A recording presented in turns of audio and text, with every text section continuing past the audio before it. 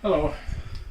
We've been talking about building a 50-foot ribside boxcar from 1941. I built an earlier version of the four-door, and it's sitting here to my immediate right.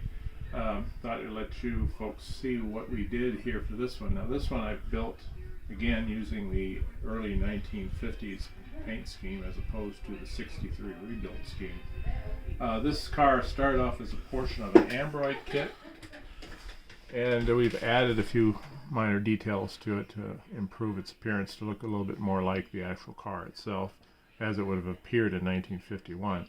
We've added the complete brake detail on the bottom based upon the blueprints and diagrams I've been able to find from the early Milwaukee Road shops, and we tried to make those as close to what they should have looked like as at the time they were built.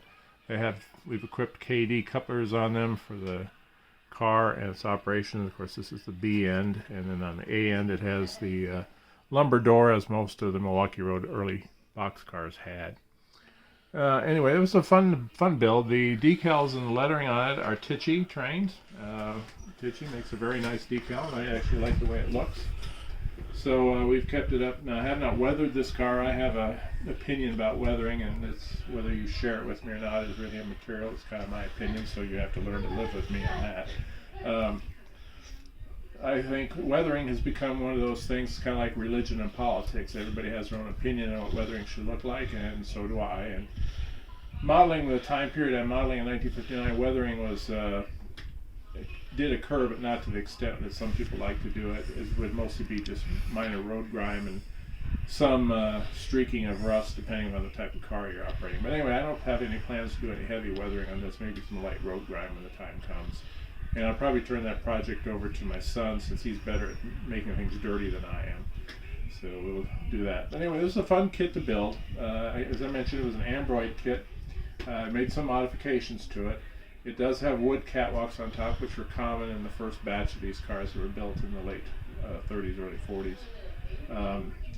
Most of these cars, Milwaukee Road used well into the early 60s to handle automobile and wood loads and other large capacity loads. Milwaukee was one of the later roads to pick up on auto racks and auto shipments in tri-levels and bi-level racks. So these boxcars are on. My particular boxcar here is going to be used as part of a train load of Celotex paneling. I'm modeling up in Peninsula, Michigan in the late 50s. The Celotex company built a large manufacturing facility up north of Marquette, going up to the Keweenaw Peninsula, and that's an area that I'm planning on modeling. So this car will work in one of those trains hauling Celotex panels.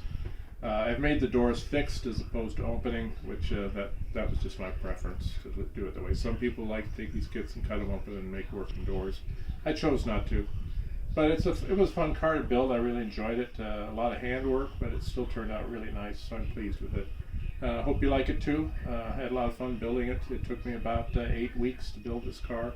The other car that I'm planning to build that we talked about earlier, the 50-foot single door, will take about the same amount of time and require pretty much the same work on it. Anyway, hope you like it, and we'll talk to you soon.